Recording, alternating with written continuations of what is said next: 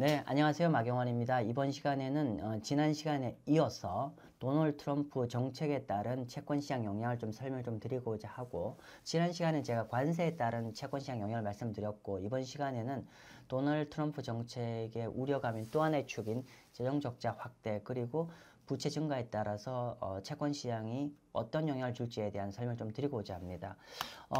우리가 이제 지금 재정적자가 꽤 이제 우리가 공약을 집을 보면 엄청나게 재정 적자가 많이 확대될 거로 져서 우리가 시장에 많이 걱정을 했는데, 결론부터 얘기하면은 그렇게 큰 폭의 재정 적자를 끌고 나가지는 못할 것 같다는 게 결론입니다. 그럼 왜 그렇게 생각하는지 한번 보도록 할게요. 지금 보면은 원래 여기가 지금 보면은 이제 미국 재정 적자의 규모거든요. 규모가 예를 들면 여기 실선입니다. 실선이 지난 한 30년 동안 재정적자 규모인데, 이렇게 보면은 통상적으로 재정적자는 어떻게 되는 거냐면은 이렇게 여기가 실업률입니다. 실업률이라서 그러니까 실업률이 증가를 하게 되면 경기 부양을 하기 위해서 재정적자를 늘리고, 보시면 똑같죠? 그러니까 실업률이 크게 늘면은 정부가 실업률이 늘었다는 건 경제가 나쁜 거잖아요.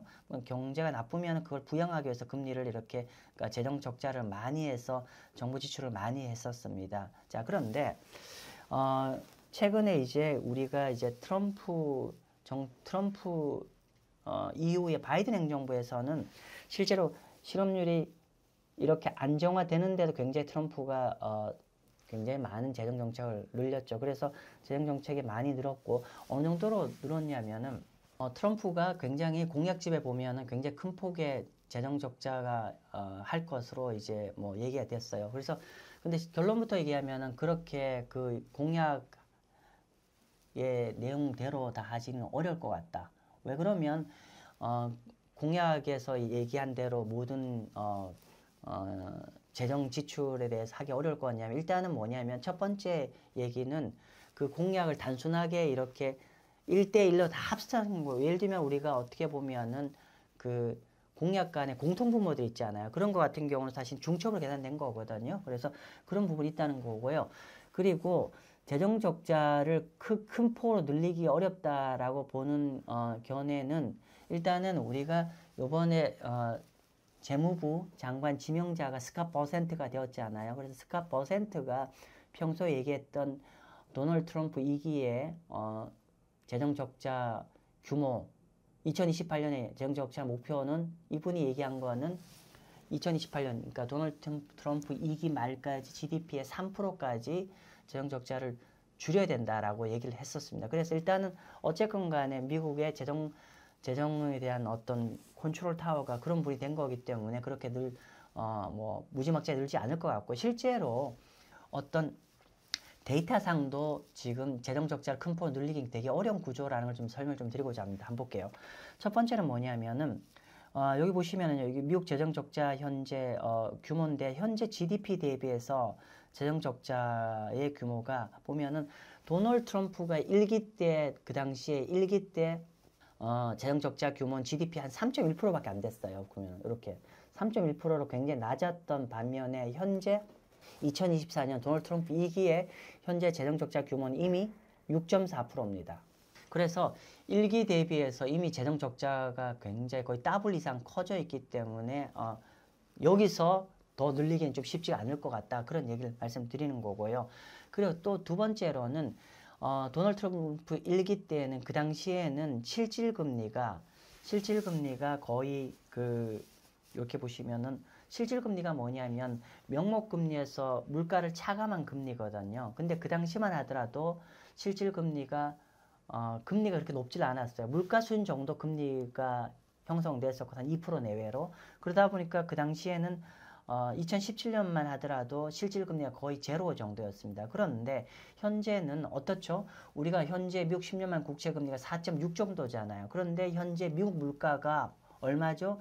2.6, 2.7 정도잖아요. 즉 현재는 시중금리가 물가보다도 한 2% 정도 더 높죠. 즉 실질금리가 2% 수준입니다. 즉 실질금리가 2% 수준이라는 거는 굉장히 고금리라는 얘기입니다. 그렇기 때문에 절대, 그러니까 1기는 기본적으로 GDP 대비 재정 적자도 한 3%밖에 안 됐고, 그리고 실질금리도 굉장히 낮은 상황인데 지금은 그때보다도 재정 적자 규모도 이미 2배 정도 레벨에 와 있고, 게다가 금리도 지금 너무 높다는 거예요. 그렇기 때문에 이 레벨에서 재정 적자를 더 확대하기는 어려운 국면이다라고 보여질 것 같고요.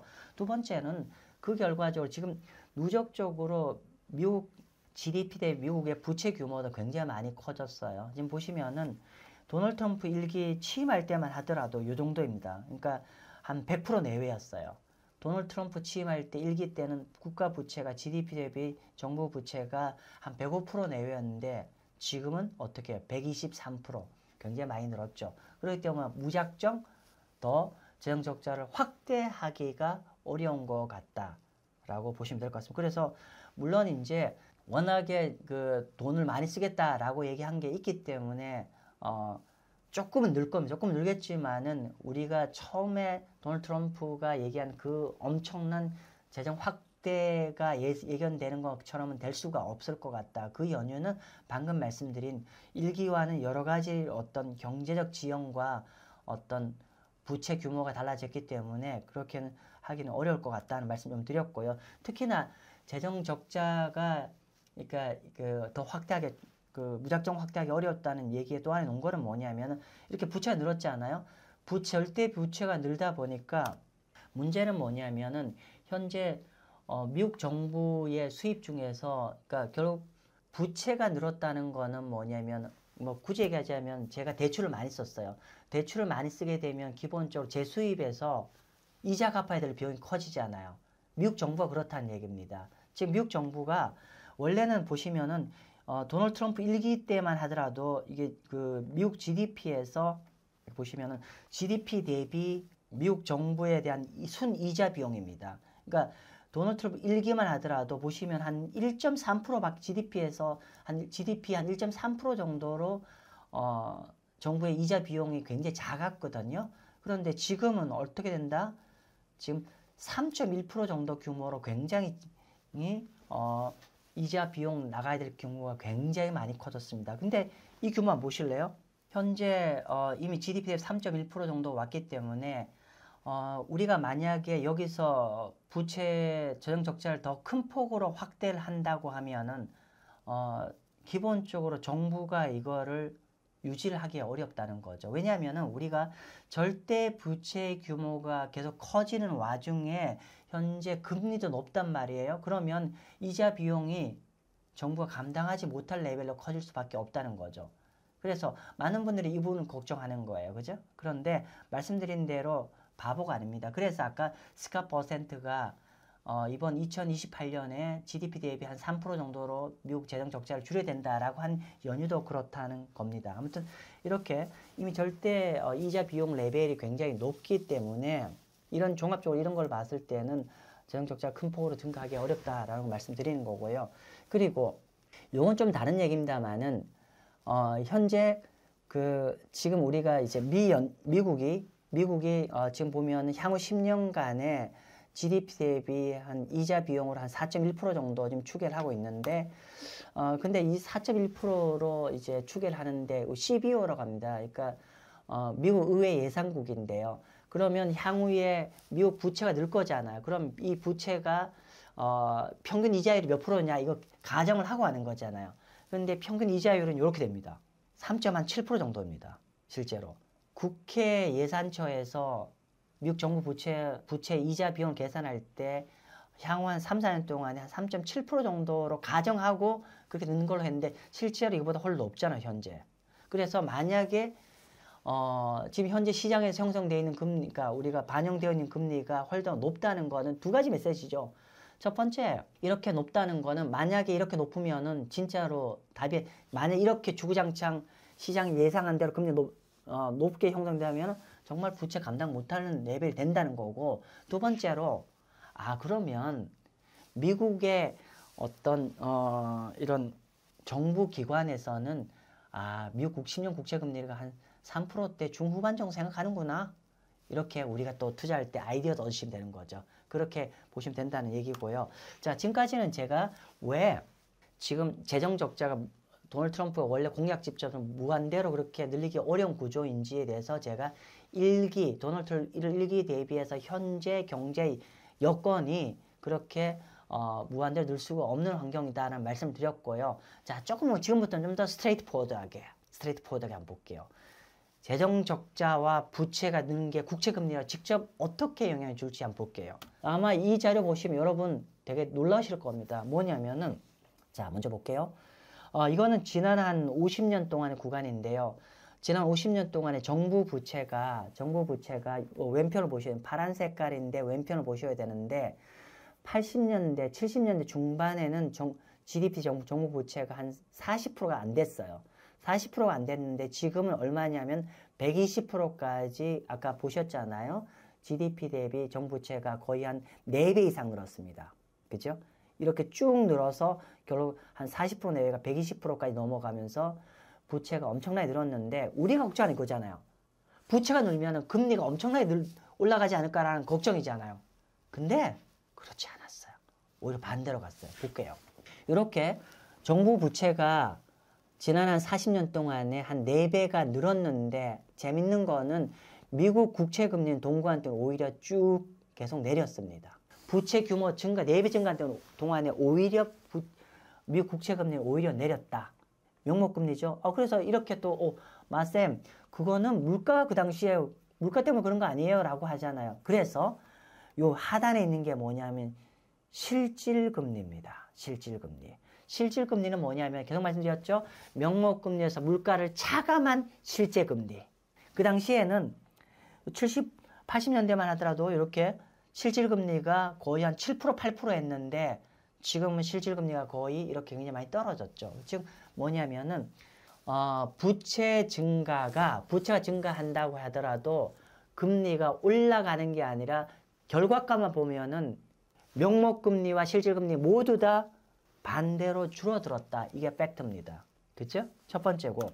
두 번째, 재정적자. 그죠? 재정적자 늘면은 금리 올라가는 거 아니에요? 라는 얘기를 하는데 보도록 할게요. 이 데이터도 참 흥미롭습니다. 여기 보시면요. GDP 대비 재정적자가 이렇게 최근에 2000년 이후에 급격하게 굉장히 크게 늘고 있잖아요. 그죠? 그래서 우리가 언뜻 보기에는 미국의 정부의 재정적자가 확대가 되면 금리가 엄청 떠야 될 것 같은데 반대로 보세요. 이것도 마찬가지로 반대로 가죠. 오히려 금리가 내려갔죠. 즉 이론적으로 여기 영문 자료입니다만은 미국 국채 금리 수준은 기본적으로 우리가 재정적자의 기간과 재정적자의 규모와 영어로 no correlation, 상관성이 거의 없는 걸로 확인되고 있고 특히나 90년대 이후에 본격적으로 재정적자가 큰 폭으로 늘었던 구간에는 오히려 아이러니컬하게도 재정적자가 확대되는데 오히려 국채금리는 오히려 내렸다. 네거티브 콜릴레이션 구간입니다. 그죠? 우리가 지금 계속 걱정이 뭐예요? 부채가 늘고 재정적자 늘면 금리가 엄청나게 올라가지 않을까라는 걱정을 하는데 실제 결과는 관계없고 오히려 동관 동안에 금리가 내렸다. 네거티브에 갔다라고 보는 것 같고요. 그리고 지금 우리가 걱정하는 게 뭐예요? 지금 최근에 금리 굉장히 높잖아요. 즉 우리가 미국 성장률 지금 어떻게 보죠? 한 2% 후반대, 그러니까 연준이 볼 때 2% 후반대에서 한 3% 정도 보는 거잖아요. 2025년, 2060년, 그죠? 자, 근데 현재 미국 국채금리 어떻게 돼요? 4% 중반이잖아요. 즉 국채금리가 성장률보다 지금 높은 국면이에요. 그래서 우리 이런 일 걱정하는 거잖아요. 금리가 높고 적정에 많아서 미국 부도나는 거 아니야? 뭐 이런 얘기 하는 거죠. 쉬운 말로. 자, 그런데 지금처럼 성장률 영어로 G, growth, 그리고 금리, 시중금리가 경제 성장률보다 높은 국면일 때 실제로 국채 투자를 했을 때 성과가 어떻게 되는지 한번 볼게요. 지금처럼. 요거는 실제로 이렇게 여기 보면은 국채 금리가 G, 경제 성장률보다 더 높았던 국면이 언제였냐면 이렇게 1980년하고 90년 초반까지입니다. 여기 보시면은요. 요때가 요 그레이선인데 요 그레이선이 요 아래가 0 아래로 갔다는 거는 뭐냐면은 GDP 성장률 마이너스 미국 10년 국채 금리. 그러니까 GDP 성장률이 지금처럼 GDP 성장률 3%. 근데 국채 금리가 지금 얼마였죠? 지금 4.5. 그러면 어떻게 되죠? 성장률 마이너스 GDP, 그러니까 GDP 성장률 마이너스 국채금리 하면은 지금 마이너스 1.5 나오잖아요. 지금처럼. 여기 마이너스 이렇게 돼 있다는 거는 기본적으로 국채금리가 성장률보다 높은 국면입니다. 현재처럼. 그래서 우리가 많은 분들이 걱정하는 거 이때 폭망하는 거 아니야? 뭐 그런 얘기지 않나요? 그런데 정말 아이러니컬하게도 이때 미국 국채 토탈 리턴입니다. 오히려 토탈 리턴의 그러니까 총 수익률은 더 커지는 거죠. 더 커졌습니다. 오히려 결과적으로 이때 채권 투자 수익률이 더 좋았다라고 보는 겁니다. 왜 그렇지? 라고 하죠. 그건 간단합니다. 이렇게 성장률보다 금리 높았던 국면에는 오히려 부채가 금리가 계속 올라가면은 결국 경제가 감내를 못하기 때문에 오히려 이후에 이렇게 토탈 리턴이 커졌다는 건 오히려 금리가 내렸다는 얘기입니다. 결과적으로 얘기하면. 자, 그러면 결국은 이런 거죠. 여기 위에 영어로 되어 있는데 부채가 debt sustainability, 즉 부채 규모가 높은 부채 규모를 유지하기 위해서는 어떻게 해요? 성장률보다 명목금리가 더 높아야 돼요. 경제 성장의 금리가 더 높아야 된다. 그럼 무슨 말이냐? 경제 성장률보다 시중금리가 아래로 내려가야 이게 유지가 가능하다는 거죠. 자, 그런데 아마 이렇게 얘기할 수 있을 거예요. 마쌤, 이거는 이 당시에 미국이 GDP 대비 정부 부채가 얼마 안 될 때 데이터 갖고 설명하시는 거 아니에요? 라고 설명할 수 있지 않아요? 지금은 이때만 하더라도 GDP 대비 뭐 100%보다 훨 더 작게 부채가 작았을 때 얘기였고 지금처럼 부채가 100% 넘었을 때는 좀 다른 얘기 아니에요? 라는 질문 주실 수 있잖아요. 예, 그래 준비했습니다. 옆에 슬라이드는 뭐냐면 일본 케이스입니다. 이때도 마찬가지로 일본의 경제 성장률보다 금리가 더 높을 때입니다. 이때 일본의 GDP 부채 규모가 지금 현재 미국 정도의 부채 규모입니다. 120% 정도. 지금 워낙에 일본 금리가 0% 1%에서 이런 시절이 있었나 싶은데 있었습니다. 90년 초반만 하더라도 일본의 금리가 굉장히 높았습니다. 상대적으로. 그리고 성장률은 그보다 못했죠. 근데 아니나 다를까 그때도 마찬가지로 이렇게 이자율이 국채금리가 성장을 높았던 국면일 때 오히려 이때 투자를 했을 때 실제로 국채투자 수익률은 총투자 수익률이 굉장히 커졌죠.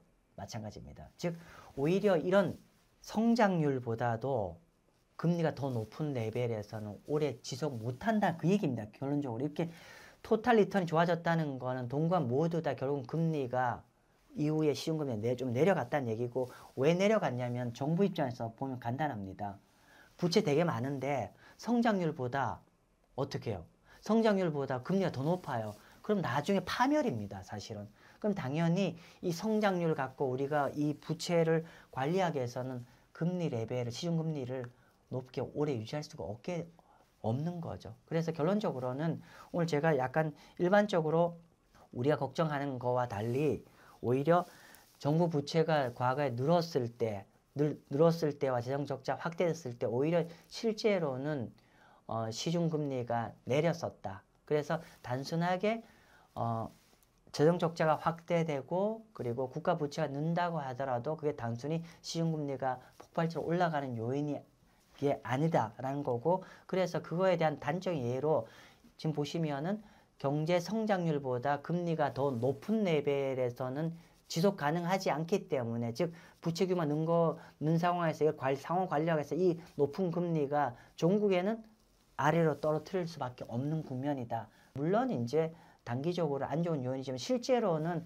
중장기적으로 보면은 미국 행정부나 미국 정부가 버틸 수가 없기 때문에 일정 부분 시중금리가 내려오게 만들 수밖에 없는 상황이 된다. 따라서 우리 채권 투자자 입장에서는 현재 절대금리가 높은 레벨에서 있는 이 상황에서는 그렇게 재정적자 확대나 부채 증가를 너무 채권 시장의 부정적 요인으로 보지 않아도 좋을 것 같다는 말씀드리고 오늘 마치겠습니다. 네, 감사합니다.